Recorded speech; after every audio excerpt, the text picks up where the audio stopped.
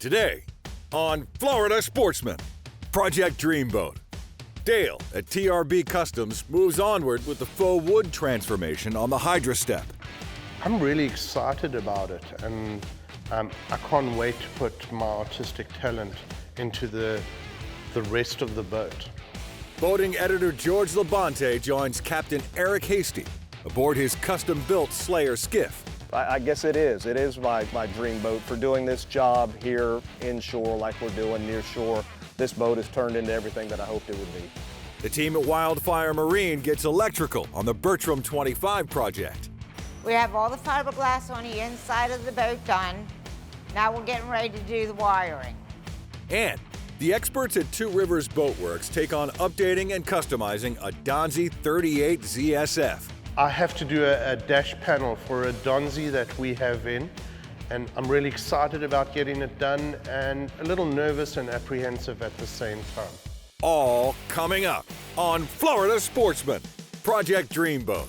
Join us as we follow one-off builds to all-out restorations in Stuart, Florida's Dreamboat District, home to some of the best custom boat builders in the world.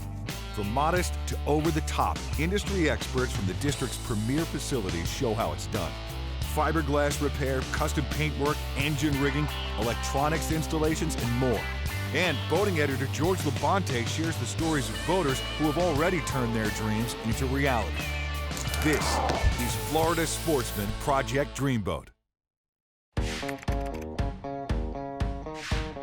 Over at Two Rivers Boatworks, one of the lines of boats that we've taken on is the Hydra Step. And I kind of wanted to mimic the old beautiful mahogany boats and faux mahogany the whole boat. We had the boat painted in peanut butter brown, which is the base color to doing faux wood finishes. And I started on the smallest piece of the boat I could. I found a small patch on the boat. I took it off and I did the panel, and to my surprise it came out pretty damn good. So one of the things when I started studying classic boats, especially the classic runabouts, these beautiful mahogany boats had this beautiful strip planking going down the side. I just loved the way that these individual planks looked, and this is something that I really want to emulate in my boat. One of the things that if you ever look at a real wooden boat, to get the planks to attach to the stringers on the inside of the boat, they screw them. And what they do is they drill a little hole, they put the screw in, and then where the screw head goes in, they put a dowel. And then where the planks butt up next to each other, there's a dowel pattern that the guys used to use in the old days. And now I've emulated the old crisscross. And to me it was just super important to get that small detail correct. And you know, we've had a number of people come through the shop and they've looked at it. They say, wow, it's a cool wooden boat. Are you redoing this old wooden boat? They never said that before the dowels were there. Now that I've added the dowels, it's like, wow, that's a cool wooden boat. One of the things when I was designing this boat, and I spent a lot of time thinking about it, was the console of the boat. And I mean, I've said it on the show a number of times, I always believe the console is the jewel of the boat. So I spent a lot of time thinking about how we were going to make the console look. The console's a complicated thing. You've got a bunch of wood coming in from different directions. So I spend a tremendous amount of time thinking about it. You know, we have bent parts on the boat. So how do we get the wood to look like it's bent? Where do you put the various pieces of wood? These were things that guys thought about in the old days when they were building wooden boats, because you couldn't really have open grain in a lot of places. You couldn't have open grain which would allow water to come in it. So you always had a top piece with the pieces underneath. So one of the things when I did the top of the console that was really important to me was to get the way that the end grain matched up with the grain going over the top, because everybody's always going to see the top of the console. After doing the console, I think I've definitely got it right. I think once we have a clear coat on this boat, all those characters are really going to come out. That this is a retro mod. It's a what the hell boat is that? I didn't know they built old boats like that. And if I can get that type of reaction out of people, I think that it's a job well done, you know. And at this point, I'm really proud of the work that I've done on this boat. When we come back, George Labonte joins Dreamboat owner Eric Hasty aboard his custom Slayer skiff in this week's One Man's Dreamboat segment. This segment brought to you by Armstrong. Experience the Armstrong Advantage. Do you have the Armstrong Advantage? In its most basic form, an Armstrong outboard bracket improves the efficiency of your outboard motor. This equates to a faster time to plane and higher top speeds. The list of advantages continue with improved maneuverability, added space, and a quieter ride. Adding a swim platform accompanied by an Armstrong boarding ladder will certainly add to your day out on the water. Isn't it time for you to gain the Armstrong Advantage? Welcome back to Florida Sportsman Project Dreamboat. Join us for this week's One Man's Dreamboat segment with Florida Sportsman boating editor George Labonte, as we feature anglers who have already launched their dream. Florida Sportsman began these features 30 years ago, and the dreams just keep getting better. Now, I'm always on the hunt for boats to feature on One Man's Dreamboat, and today's guest we actually met totally by accident at the plantation on Crystal River. We happened to be there filming an episode of Best Boat. While shooting this segment, I found myself admiring a bunch of the guide boats that were lined up at the dock at Crystal River, and one particularly drew my attention. This was a boat that I was unfamiliar with. It ended up being Eric Hasty's 24-foot Slayer skiff, which is a project that he undertook to facilitate his need as a new guide at the plantation. However, he wanted the boat to be built custom to suit his needs particularly, so he really just needed a hull to start with. On the other hand, he had zero boat building experience, so this was going to be an adventure. Taking on this project was a huge ordeal. I was looking to farm it out. I was looking to have somebody build the boat for me, and I started shopping it around, looking at pricing, and for what everybody wanted to do at that time, I was kind of looking like I need to try and do this myself. I had a neighbor, Phil, who worked for Shamrock for years, Shamrock Boats, that I had no idea had this kind of experience. He says, man, we could build this boat, it'll be great. We stick built it piece by piece. We laminated air cell foam front and back with 4410 fiberglass. I mean, this is the thick commercial grade fiberglass. This is not the thin stuff. Looking at the design, I knew that I'd be able to put a huge casting deck on the front of this boat. The boat is 24 foot long and 8'9" wide. So my casting deck comes back 7 foot, but it's still almost 8'9" wide. I could fit 5 men, grown men, on the front casting deck, you know, casting in any different direction. So that was a big draw to me. Now, Eric had a very definite idea how he wanted this boat to be laid out. This design is actually a very popular design among these West Coast fishing guides, and it features a unique helm and seating arrangement that pushes everything to the rear of the boat. So the back side of the boat always comes up in question. Why did you put yourself in the back of the boat? And it's for creature comforts for everybody up front. I wanted a lot of fishing room, and I wanted everybody in the middle of the boat to be comfortable. So you bring everything to the back. It's a style that's very popular here in the Crystal River area. And it puts me at the highest point of the boat. I could see fish in the design. We've got the fuel tank is a 40-gallon tank, and it's up towards the front, along with my trolling motor batteries. They're up in the front as well to kind of help get that front down a little bit. We wanted some weight up there. We didn't want all the weight back here in the back of the boat. So just happy with how, you know, this turned out. I'm really enjoying, you know, the back of the boat. Like I said, you're able to see just as well as you would from a tower, and it works out well. It's a really neat design. When it came time to hang an engine on the back of Eric's boat, he ran up against a wall. The combination of the COVID pandemic and just an industry-wide shortage of product led him to have a very difficult time finding an engine to put on the back of this boat. Yeah, so when it came down to power, again, we're trying to find parts and pieces, and there was not a lot out there. I really wanted a Suzuki and an upper horsepower. So I finally had an opportunity. Braden with Nature Coast was able to source a 200 that pushes this boat fine. We've got a top speed of 48 miles an hour, and we cruise at 4,200 RPM at 35 miles an hour. So this 200 Suzuki does a great job pushing this beast. It's not a light boat.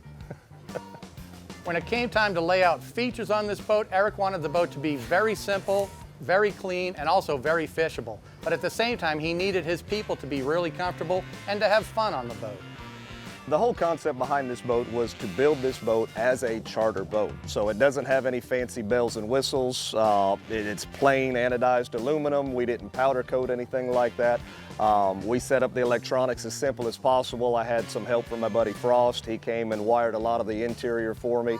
The storage hatches, there's storage for days on this boat. I don't like a lot of clutter on a boat, so if I can put something away, I've got spaces for just about anything that you could put on the boat. And we designed it that way on purpose. And even after all the hatches, we decided to put 2 hatches in the floor as well. You know, it's just another design thing. A lot of thought, like I said, a lot of thought kind of went into building this boat. And at the end of the day, you know, I guess it is my dream boat for doing this job here inshore like we're doing near shore. This boat has turned into everything that I hoped it would be. We had a great day fishing with Eric over in Crystal River, and at the end of the day, I was really impressed with what he'd accomplished building this boat, especially since it was his first project. I know he got exactly what he was looking for in a guide boat. After an initial investment of $8,500 and spending $37,000 on repairs and custom modifications, the cost of Eric's Dreamboat comes to a total of $45,500.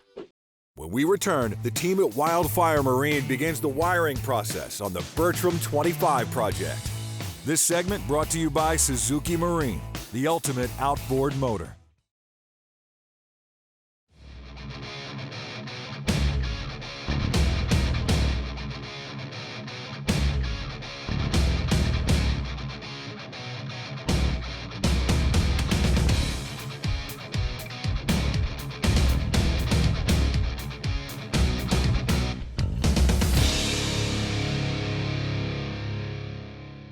Go to SuzukiMarine.com to find a dealer near you.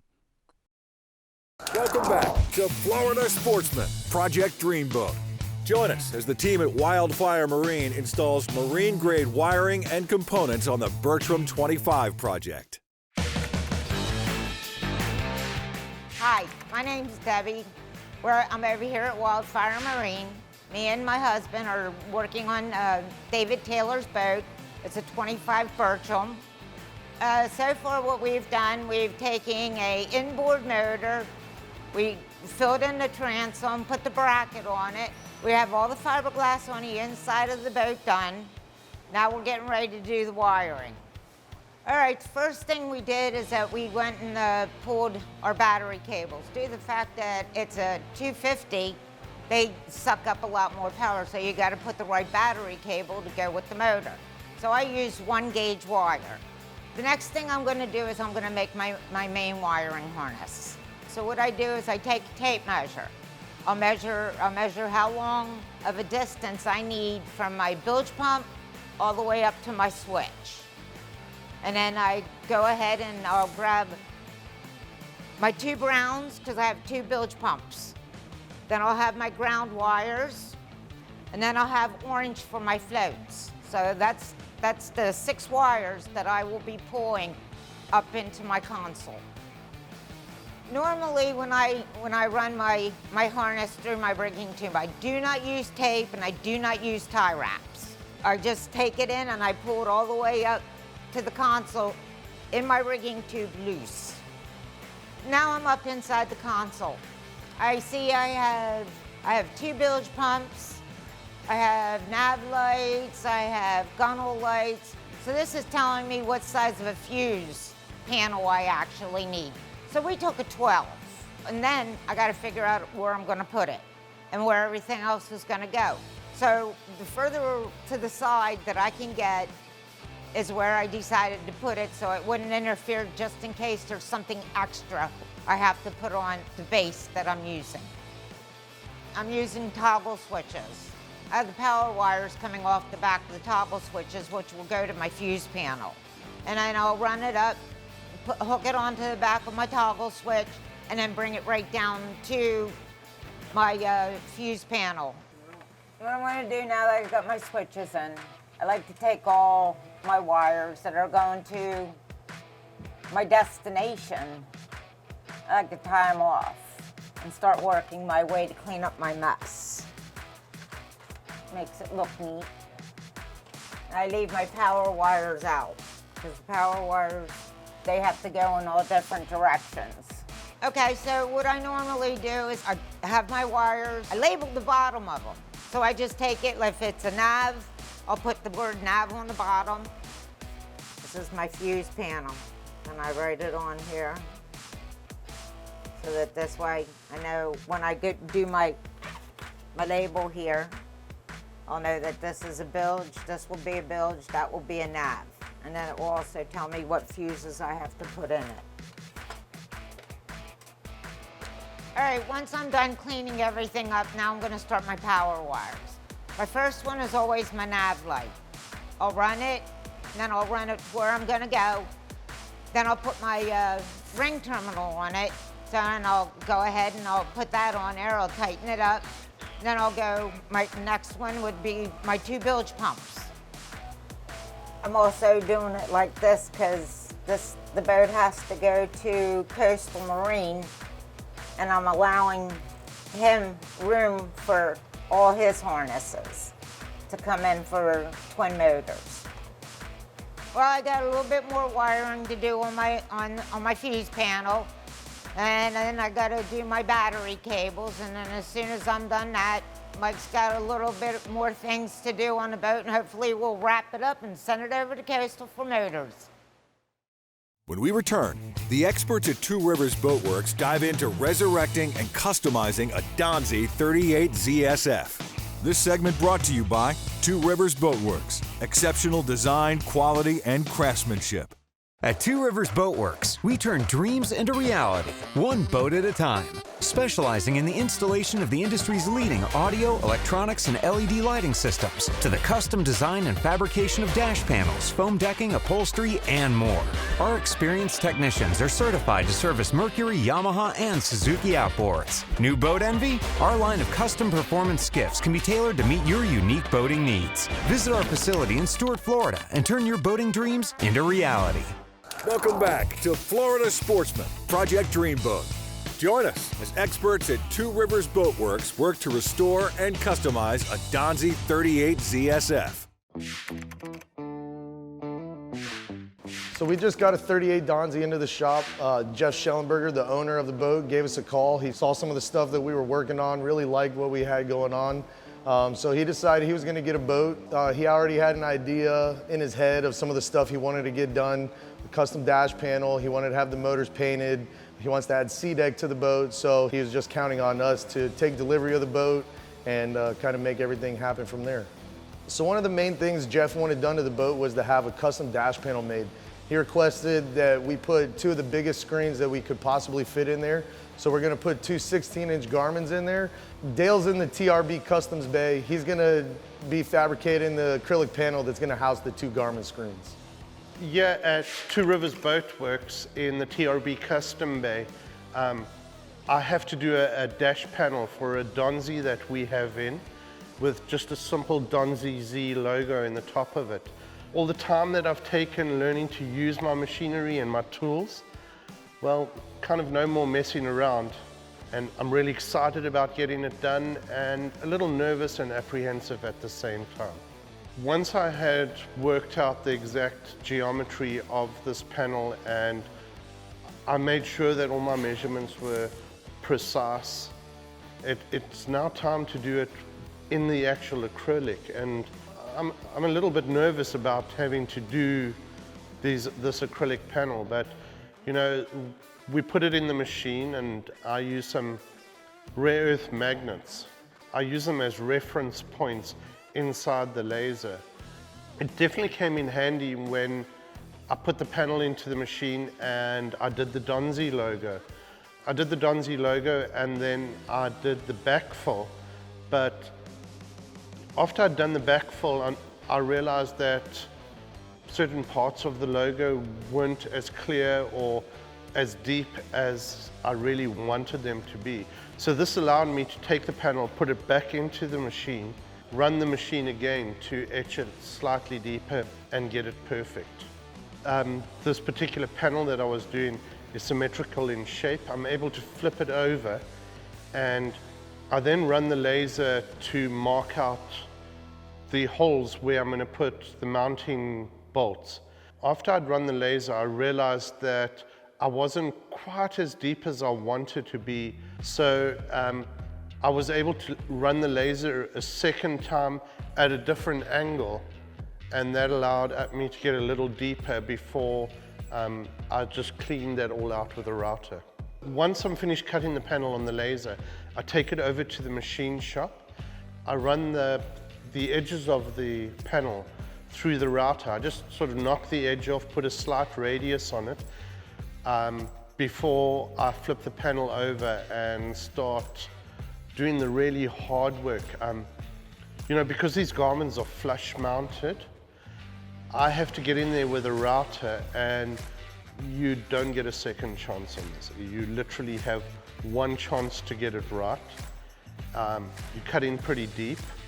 We double checked, and then we ran the router through the bottom side of it, which was really easy. But having to do the top side of it, you got a slight radius going all the way. We really had to take our time to lay this panel up so that when I ran the router, it would cut straight. So after I'd done the panel and we brought it out and kind of felt that it needed a little more backfill, it needed a little more life to it. It's a paint that like sort of comes in a crayon form, and that makes the logo pop out. We buffed it up a little bit. Perfect. I can't wait to see it on the boat. We needed to find a solution to being able to remove the dash panel without breaking everything. So we mount the bolt in that routed out piece, and then we fill it with epoxy. You don't see it from the front of the panel, and secondly, it allows us to remove the panel without damaging anything or damaging the panel. So essentially killing two birds with one stone. I'm a little nervous to see if all my calculations were correct, and I'm really excited to see it mounted on the boat. Next week on Florida Sportsman Project Dreamboat. The fiberglass gurus at Wildfire Marine build custom hatch lids for the Bertram 25 project. The experts at TRB install a new jack plate and fresh power on the custom skimmer skiff. George Labonte joins Bobby Woodard aboard his custom 25-foot Parker. And a new passion project is introduced at TRB Customs, an old Stamus bound for a serious overhaul.